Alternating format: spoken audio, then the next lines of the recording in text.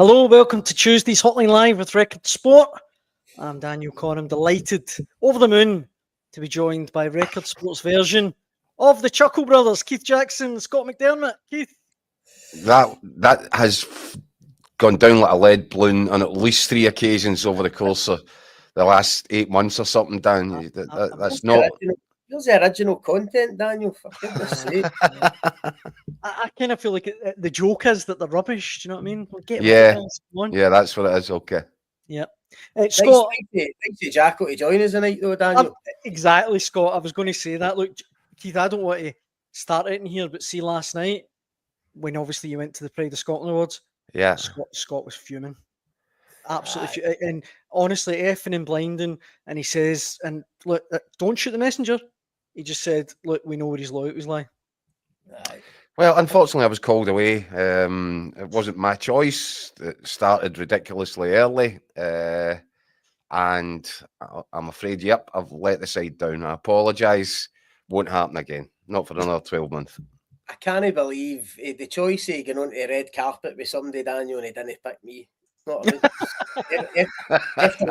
everything we've been through. I was going to say, you were the favourite for that role. The red carpet outside the Savoy. Sticky carpet in the Savoy. Was it a good night? Was it a good night, Keith? The Pride of Scotland Awards. Some of the award winners were unbelievable, Dan. I have to tell you. A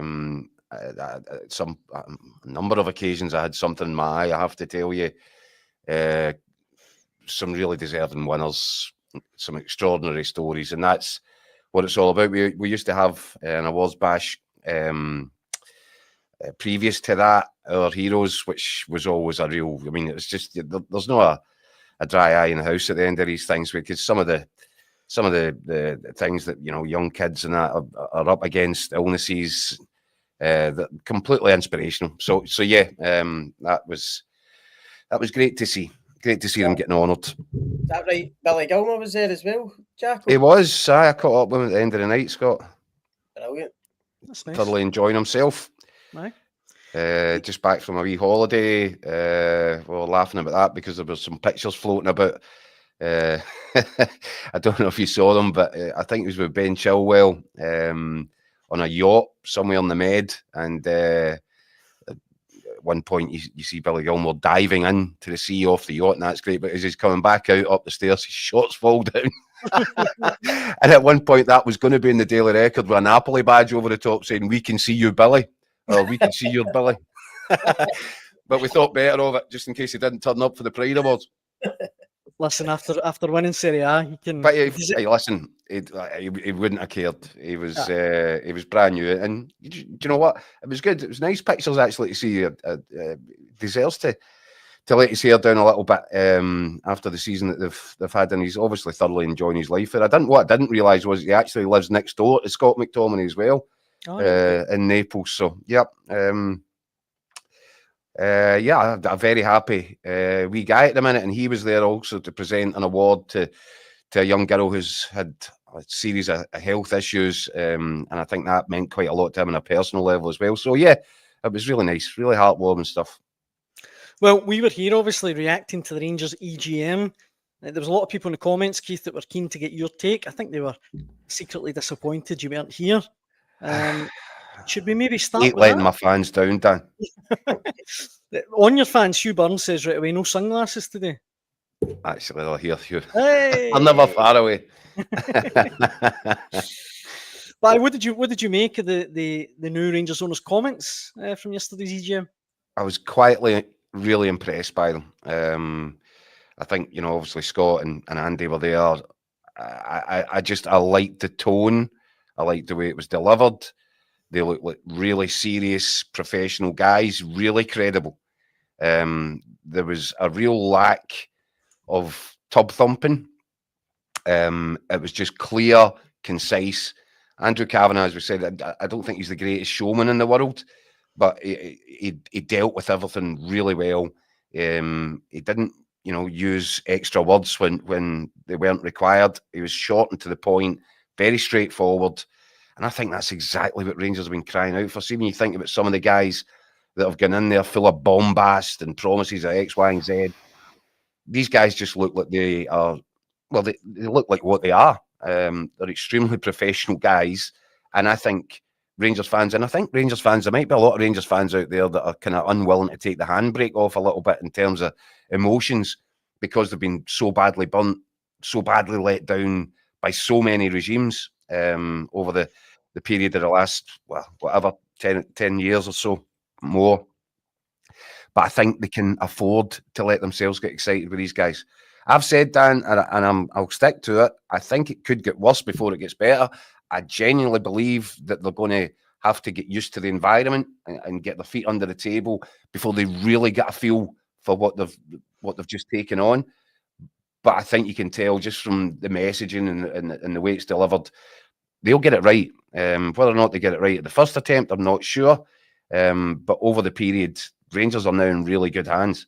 And that should excite the Rangers supporters out there, because they've waited a long time for a positive like this. You know, I think at one point yesterday, there was something that really impressed me, because there were a lot of people around it saying, you know, well, this doesn't make any sense. Why would they want to get involved and all that? And I think he was asked at the EGM, Scott, you know, where do you make your money out of this, Andrew? Yeah. And I think what he said was, and I loved the answer, he says, look, I haven't even looked at an exit strategy. The only strategy I'm looking at right now is a growth strategy. Once we've got a growth strategy in place, then I can look at an exit strategy. And that makes perfect sense, because effectively, you know, if people are wondering why make this investment, well, they've effectively picked Rangers up for, I think that the price on Rangers right now at the trade deal that they've done would value the club somewhere in around £150 million mark, which, to buy a club in Europe that is regularly going to be competing in either the Champions League or Europa League, that's a bit of a snip. So I think where the Americans are looking at this in a long-term investment is, well, if you buy a club and you pick up a value of, you know, when it's rated at 150 or valued at 150 million, there is no reason they will see in their minds which would prevent them from multiplying that over the course of a period of however many years that they're in charge. I would say they're probably looking at a 5 to 10 year strategy to get the thing turned around. And by that point, you could be making 4 or 5 times your original investment. So it makes perfect sense, but only if they're successful. And that's the other bit that should excite the Rangers fans, because these guys, as they've said themselves, they haven't come here to fail or fall short. They believe in themselves. I like all the stuff. I think there was some stuff come out from Parag Marathi today about how they will use their experience, the things that they've learnt. You know, he learnt at the 49ers, and he's taken to Leeds United. All these processes, all these ways of turning the club around. Well, they've made the mistakes elsewhere, which means they should be able to expedite a little bit at Rangers. There's all the commercial tie-ins. I think if I was a Rangers fan, I'd be looking at every single contract that James Bisgrove brought in and wondering if they can be escaped from at the speed of light, because these guys must be looking at that going, what is that? These are serious guys with, you know, the 49ers behind them, which opens all sorts of commercial doors, sponsorship deals and all that. So I think there's so much for Rangers to feel good about. But as I said, I just have this feeling that it might just take them a little while just to get used to the environment and to fully understand what it is that they've taken on here, because I'm sure that they'll think they're well prepared for what Scottish football is like, for what the rivalry between Rangers and Celtic in this city is like. I've yet to meet the person that came in from the outside and wasn't taken aback by it, and it can take a little bit of time. But I think that when they really understand the scope of it, and the boundaries and what's required, I genuinely think that they're going to be exactly what Rangers have needed for so long. Said it about a year ago, Dan, on this show. Rangers were crying out for regime change, and they've got it. And they couldn't really have wished for a more exciting looking regime change. See what you said about Marathi there, Keith, just quickly, but it's a key point. I asked Parag Bharati yesterday, what would be the tangible benefits for Rangers just being associated with the 49ers, and he went into a wee bit of detail, obviously, but just a simple wee thing. You touched on it there. A simple wee thing he said. He said, look, we're dealing with commercial partners in America every day for the 49ers. He said, and now Rangers will be mentioned in that conversation, whereas obviously before they weren't. And he says, once the Rangers are mentioned, those commercial partners want to know about them, want to find out about them, maybe want to get involved. Just a simple wee thing like that. Conversations, with big companies in America who are associated with the 49ers could make a massive difference to Rangers. Oh, huge, because the commercial side of the club's been an absolute bin fire, Scott. Exactly. So, from the guy that, forgot to book the steel for the stadium rebuild, everything that James Bisgrove touched had catastrophe written all over it. So, they are tied into a lot of commercial deals that I'm sure the Americans will be going through with a fine tooth comb to see how you can get out of that at the earliest possible stage, and how you can start unlocking all that stuff that the 49ers bring with them. I noticed Scott as well, he said what was interesting, and you can see the point in it when you're looking to sign players. If you happen to mention in those conversations that the 49ers are involved in all this, well, that might pique the attention of some of the guys that are looking at. All of a sudden, it seems like, wow, there might be something big on the cards here. And I think all these things are positives. There's no doubt about it. There's no two ways of, or no other way of looking at it. These are hugely positive developments for Rangers. I've just got a vision in my head there of James Bisgrove this time last year playing Candy Crush on his laptop at Ibrox and suddenly going, I forgot to order the steel. That was something I meant to do. You wouldn't put it past them. We've got plenty of comments. Hello, is that British Airways? I'd like to get to the Middle East. We've got plenty of comments coming in. If you want to get involved, please get involved in the comment section. But before we do that, Rangers, Scott, a bit of transfer news. Max Aarons, we believe, is in Glasgow. He looks like he could be, or is going to join Rangers. The other one is Connor Cody. I mean, Rangers could really do with a centre-half, surely. You could do with a couple of centre-halves, probably, as we've mentioned on here before. I think Cody would be a good start. Experience, 32, I think. 10 England caps, if I'm not mistaken. A proven leader, very vocal at the back.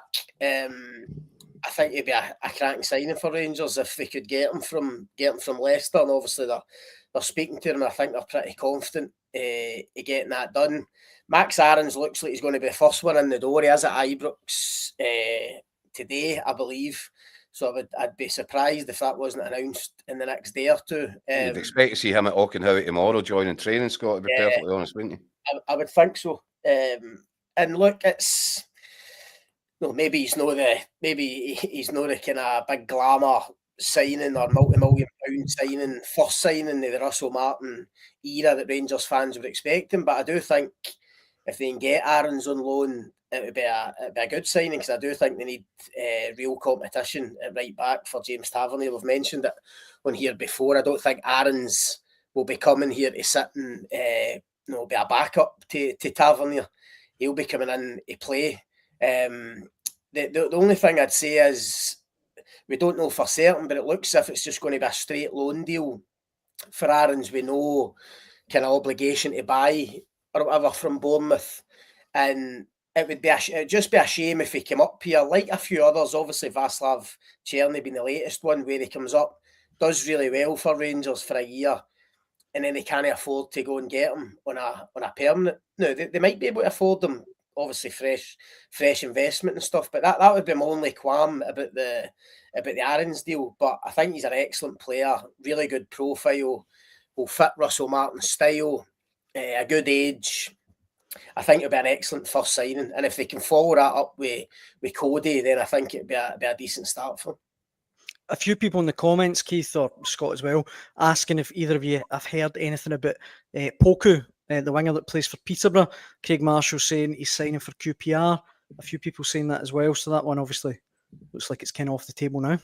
I don't know if it is off the table. I think Okay. there's a genuine Rangers interest there. Scott had already confirmed that last week with Peterborough. So Rangers are at the table now. I think it would be, I've just said all the positives about this Rangers takeover. I think there might be some Rangers fans that would look at it if this guy was to choose QPR over Rangers, then people would quite rightly say, well, why is that? Was this the club not offering a better financial package than Queen's Park can offer? So I'd be surprised if that one happens, given that we do believe that he's a person of real interest to Russell Martin, to the recruitment department. You would expect that this is a deal that Rangers should be able to afford.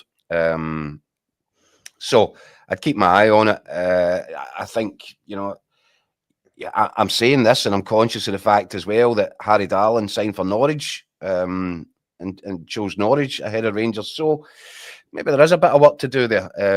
But as I said, I think one of the key things, there might be supporters out there and who will look at it and say nothing much has changed in terms of, here we go again, we're competing for players with clubs from the lower, from the Championship, from the first, second tier of English football, and Rangers are losing out on it. That sounds like more of the same.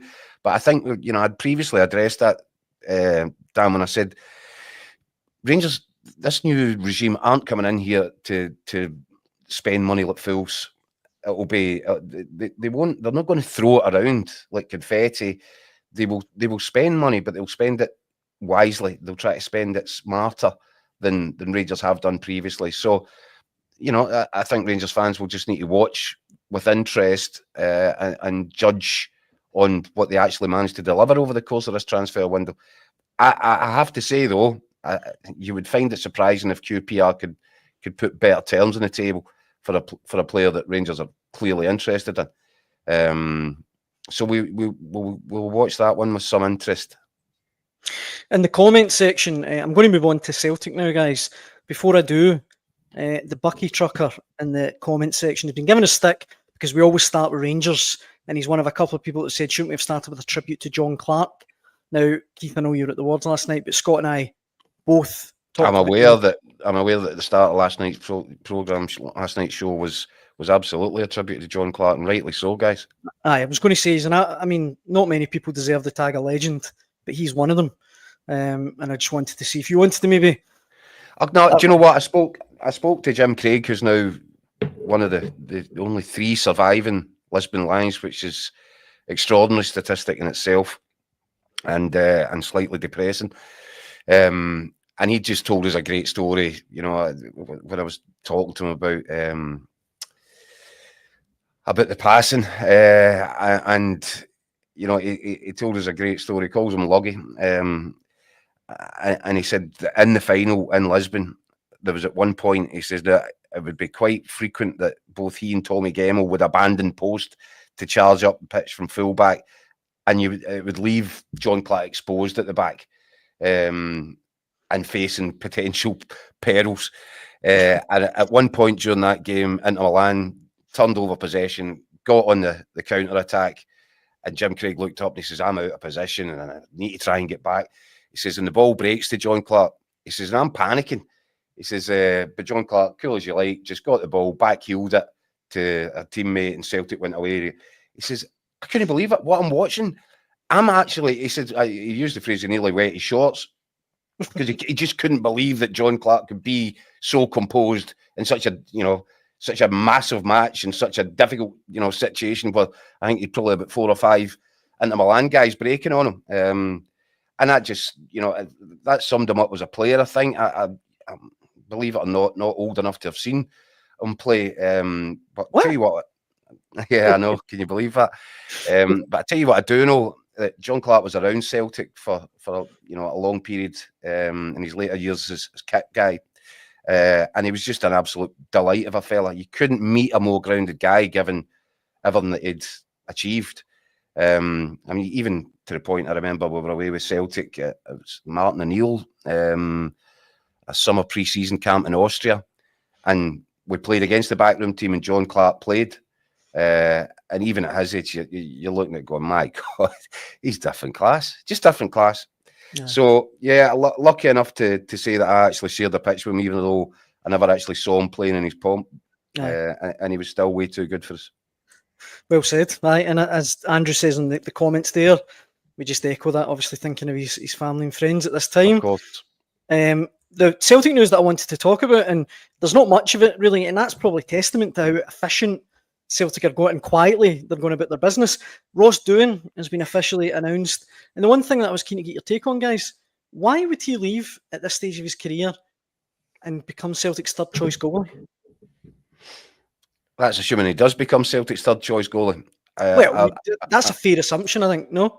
Well, I listened to his comments today, his interviews, and he's certainly backing himself. He's backing himself to make a real challenge. It didn't sound to me as if he was accepting the role of third choice, permanent bench warmer.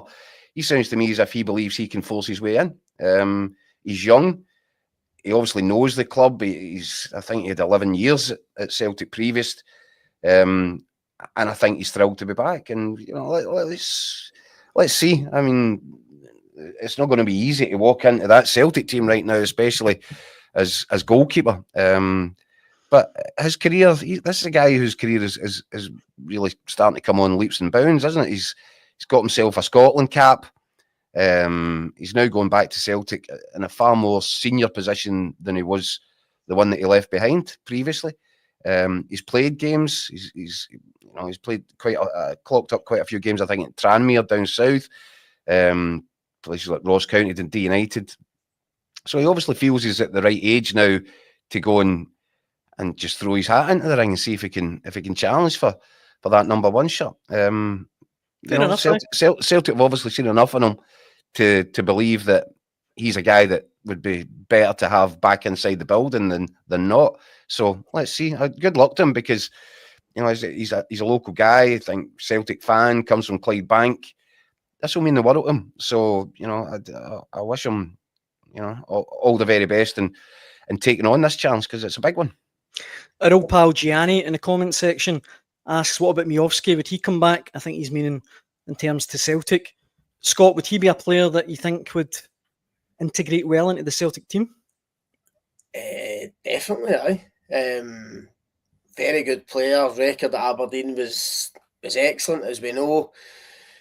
Gets a big move to Girona in Spain, and obviously it hasn't worked out for them. And I'd be amazed if knowing his situation there, which looks to be pretty clear. I think he's they're maybe looking to offload him after only a year or so. I'd be amazed if Rangers and Celtic didn't look at that situation and think, is this worth it? Is this something we could do? Just because he's proven in Scottish football. He's a really good age, international striker. I think he's something different. Daniel Ayton, the Rangers and Celtic have got. He's also proven it, against Celtic and Rangers for Aberdeen. So that would tell me that he can do it in the big games, like if little firm games, for instance, for either side. Really good player. Financially, I'm not sure how much Girona would be looking for. Could it be a loan move? I don't know. I mean, I think you left Aberdeen for around 6 million, if I'm no mistaken. So he'll have a decent contract at Girona. So it might be a difficult deal to do, but I don't doubt he could come back to Rangers or Celtic and carry on where he left off in the Scottish Premiership. I think he was a player that Brendan Rodgers had an eye on previously. Yeah. And, it was a bit of an inflated price, wasn't it? Aberdeen did really well with it. So you look at the way Celtic have played the transfer market recently. Would it surprise you if they managed to get him at a knockdown price? It wouldn't surprise me at all. It's interesting because there's another player of interest just now, Owen Beck. And I was at Celtic Park on the day that Owen Beck came off the bench, I think it was, in a League Cup tie for Liverpool, and that effectively torpedoed his chances of moving to Celtic because of the three club rule, UEFA's 3 club rule. So he ended up going back to Dundee. because Celtic, you know, had been denied the opportunity. That's another player that Brendan Rodgers was really, really keen on. Celtic's left-back situation is now not an issue, but Rangers very much is. And there are rumours coming from down south that Owen Beck is a guy that is now very much on Russell Martin's list of possible summer recruits. And, you know, something like that could unlock, I don't know, Ridvan Yilmaz, maybe. You know, he's constantly being linked, isn't he, with a return to Turkey. So, yeah, that's a really interesting one as well, because I do think that there was a point in time when Majowski was a player that Brendan Rodgers admired. And it was maybe around about a similar time that Owen Beck, but I think I just get a feeling that there could be something in the Owen Beck to Rangers stuff. A lot of comments about Majowski in the comment section. Celtic fans don't seem too enamoured by the idea of signing him. Thomas Byrne says, don't want him, not good enough. Mark Fairfield said Majowski would be a shocking buy, not nearly good enough. Williams saying that Celtic fans would be disappointed. Mark also pointing out that Celtic are desperate for a left back. I would have thought that Majowski would be a great signing, to be honest, Keith. I thought he'd be at the right price, as Scott says, but I think he was a really, really good player. Do you know what Scott said that nailed it for me? It wasn't just that he was a decent Aberdeen striker, because that's what he was. He was a very decent, a very good Aberdeen striker, but it was his performance levels in the bigger games that Aberdeen played that would lead you to think this is a guy that believes he should be playing on a no offence to Aberdeen, on a bigger platform at a bigger club. It takes something. That's the old X factor, and we spoke a lot about it. Barry Ferguson talking about it's not enough to be a talented football player if you want to succeed at Celtic or at Rangers. You need to have something else. You need to have the correct mentality, and you saw from Majowski in the bigger games he would really rise to it. And I think that's the sort of mental strength that they're talking about when they say what is that X factor. I think, yeah, I could see why Celtic fans would probably be a bit underwhelmed at the thought of it. But there's been examples, both clubs down the years, guys that have come in. People might have shrugged their shoulders a little bit, but guys that then went on to make significant impact and score a lot of goals.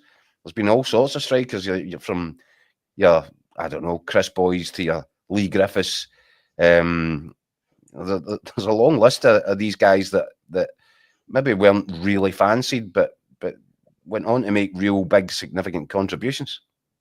I think there's a wee bit of snobbery at times, Daniel, when somebody's done it in Scotland. It's he's not good enough. He's only done it in Scotland, and yet if you said to Celtic fans, "Oh, no, they're going to sign a striker for Belgium," I mean, without even seeing him, they would get excited about it and think, "Oh, brilliant! Get the guy in." No, if he's done it in Belgian football, I just think Majowski. Are you suggesting here that Cyril Dessers is on Celtic's wish list, Scott? Look, Majowski's done it. I just think when you've got a guy there who's done it in Scottish football, you should always look at it if it can be done, because especially Celtic fans are moaning about Adam Idah. No, and Idah's scored quite a lot of goals for them, but they still think, oh, he's not quite up to the mark. Well, they signed him for English Championship, which is supposedly a cracking league better than Scotland. I don't know. I just think there's a wee bit of snobbery when it comes to what people have done in Scottish football. I think Majowski proved against Celtic and Rangers when he was at Aberdeen that he could handle it at the Old Firm. I wouldn't turn my nose up, because you get so many strikers come in who just can't adapt to Scottish football, or find it difficult or take time. Majowski, I think, would be somebody that would come in and just hit the ground running, because he knows the league, he knows the environment. I certainly wouldn't turn my nose up at it. What about that, Keith, in the comment section? Gianni says Celtic fans are living on a different planet with their entitlement, but Mark says we need Champions League strikers, not SPFL ones. Does he have a point? Well, you need a mix, don't you? Because you've still got a domestic campaign to try and concentrate on as well. So, look, I totally get it. Is Majowski a big sexy signing for Celtic? No, it's not. But is he somebody that could come in and bear in mind the kind of match schedule that Celtic will hope to be getting into next season, back in an extended Champions League? There's a lot of burden on the players physically. Now, maybe Majowski fits the bill for one of these guys. Okay, he might not be a starter in your Champions League 11, but I tell you what, you could put him out on Saturday and he'll get you a couple at Hibs or Hearts or whatever. So, look, it's horses for courses. I've said all along, Dan, that I do expect Celtic to make a big sexy signing this summer. I do expect it, by the way, to be a striker. But you know, there is no harm in adding some strings to your bow, and if they could get Majowski at a reasonable price, they obviously felt 6 million was a bit too much, and there might even be a bit of, there's this feeling in Scottish football, you don't want to spend your money and give your money to people in the same league because they're the ones that benefit from it. It's easier to go and spend £6 million in Sweden than it is against another team from the SPFL. But if they can get him at what they deem to be good value, then I don't know why you wouldn't want to do that, because he as Scotty said, he's proven in terms of, can he score goals domestically in the Scottish Premier League on a weekly basis, and that was with a team that won't create anywhere near, or didn't create anywhere near the amount of chances that Celtic will create next season. So I think it makes sense for a lot of reasons. I'm not saying it's going to happen. But it's one, if Celtic could get it done and get it done at a decent price, I don't know why they wouldn't. It's a bit like it's a bit, I know it's different positions, but it's a bit like the Lennon Miller situation with Celtic. You know, how much, if they want him, how much are they willing to pay? And there's this reluctance that, can he pay $4 million for a Motherwell player? Do you know what I mean? He's only done it in Scotland. But you either believe the boy's good enough or no. And no, it's been mentioned a million times, but you get back to the John McGinn scenario when Celtic, so reluctant to pay $2.75 million to Hibs for John McGinn because he was a Hibs player, and sure enough, a couple of years later they're regretting it because he's worth 4 or 5 times that. It's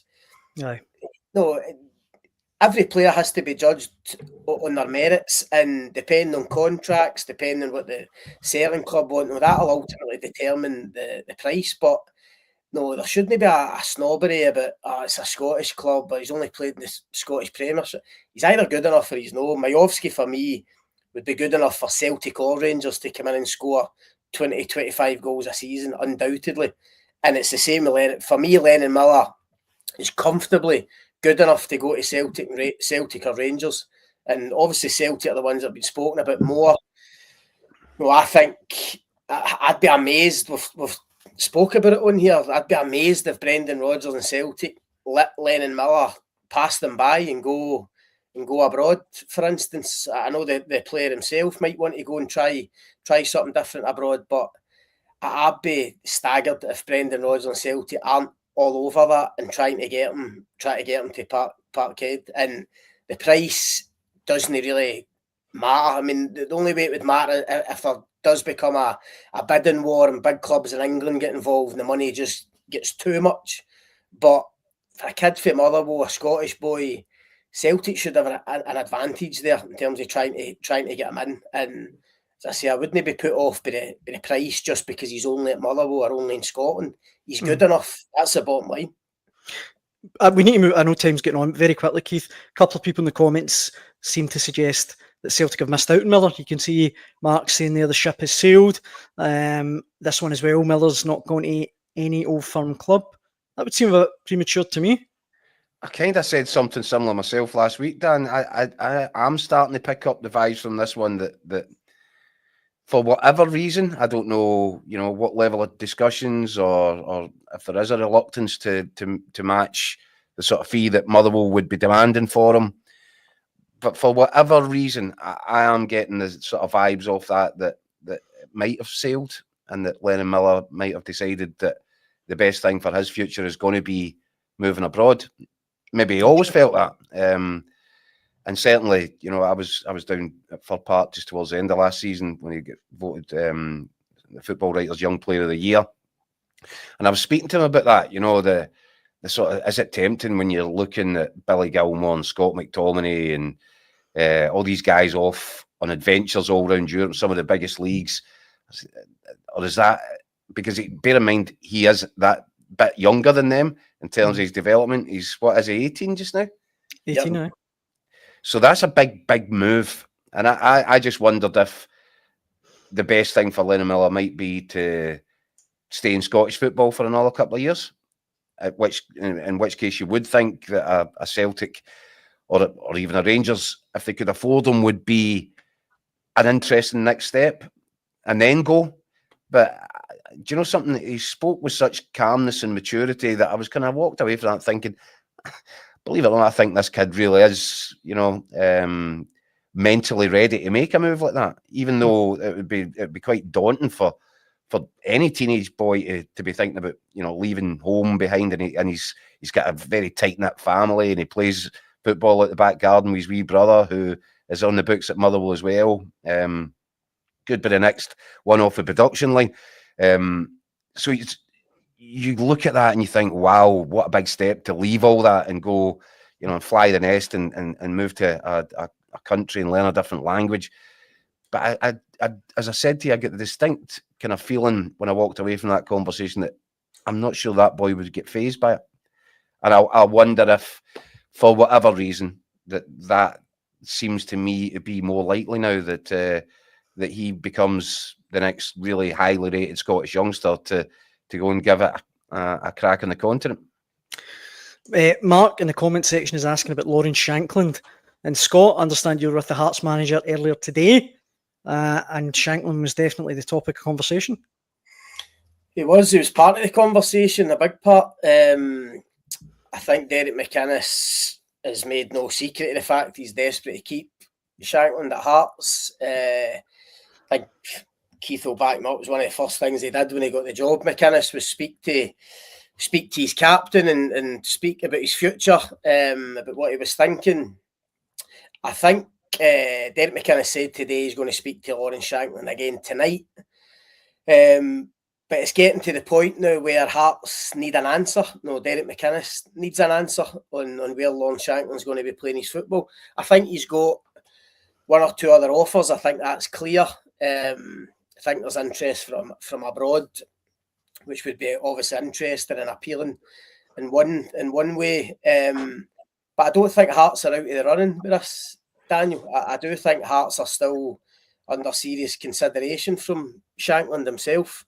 They've obviously put a really good offer on the table for him, but time is getting on. Hearts have got a League Cup group stage coming up. They go to Spain on Saturday for pre-season training, and I think Derek McInnes would want an answer before then, if I'm honest, because he wants to get things moving. And if Shankland agrees to stay, it solves a big problem for Derek McInnes. He doesn't go and have to look for another centre forward. He's got a ready-made one there who's been there for years, has scored goals as the captain. It'd be ideal for McInnes. But if he's not going to be there, he has to know, because then they need to know, between Derek McInnes and Jamestown Analytics at Hearts, they need to start looking at alternatives, and they're obviously big shoes to fill if Shankland's not going to be there. So no, I think there'll be developments on that score in the next few days, and we'll get a definitive one way or another, whether he's going to stay at Hearts or whether he's going to move on. Liverpool Hearts, Keith says in the comments, if West Brom had offered a deal, he would have been gone straight away. He says it's the agent to blame, not Shankland. I mean, do you get the impression he'll still be a Hearts player, when the transfer window closes? Well, what can I say? Put it this way: was it not for the appointment of Derek McInnes, Shankland wouldn't still be involved in a conversation with Hearts. Derek McInnes, his relationship with Shankland is such that became a complete game changer in terms of where Shankland saw his future. And I tell you this, even from before Derek McInnes was officially unveiled at Tynecastle, the conversations were starting, the back channeling had begun, and Lawrence Shankland was left in no uncertain terms about how much of a key man Derek McInnes thinks, that he would like him to be in the Derek McInnes version of Hearts. Talks with the agent began very early as well, and there's been a complete position change in terms of where Lawrence Shankland's mind was at, where his advisors were probably steering him. I think that Lawrence Shankland, I think his preference now at this point would be to get this deal done, to commit, to pledge his future to Hearts and play a real central role in a Derek McInnes Hearts side, because you know he's done some hard yards there at Tynecastle, and at times he's carried it on his own. I think it must be, surely after all that, you look at it and go, wow, working under a manager that I respect that highly, with a really improved squad, a better balance to the team, not all the weight on his shoulders to be the only guy that was contributing and carrying them. I think it makes sense. I make it a lot of sense for a manager that likes wide players who get the ball into the box. Get the ball into the box to create chances for centre forwards. It's a marriage. Listen, Lawrence Shankland and Hearts has been a great marriage. Lawrence Shankland with Hearts and McInnes is a marriage made in heaven. And I think that I know that Derek McInnes will be desperate to get that done. I think you're right, Scott. Hearts go away to Spain for a pre-season training camp on Saturday morning. And I think heaven and earth will be moved between now and then to make sure that Lawrence Shankland is on that plane. And if and when news comes out about that deal and any other deals, we'll be here to cover it on the Hotline Live. But for tonight, guys, I think that brings us to the end of the show. Thanks so much for all of your comments, as usual. We really appreciate it. If you want to get involved in the conversation, we'll be back to do it all again at 6 p.m. tomorrow. Keith, Scott, the dream team, sleep well. Cheers, Dan. And I hope you can join us tomorrow. Cheers. Thanks, everybody. Cheers.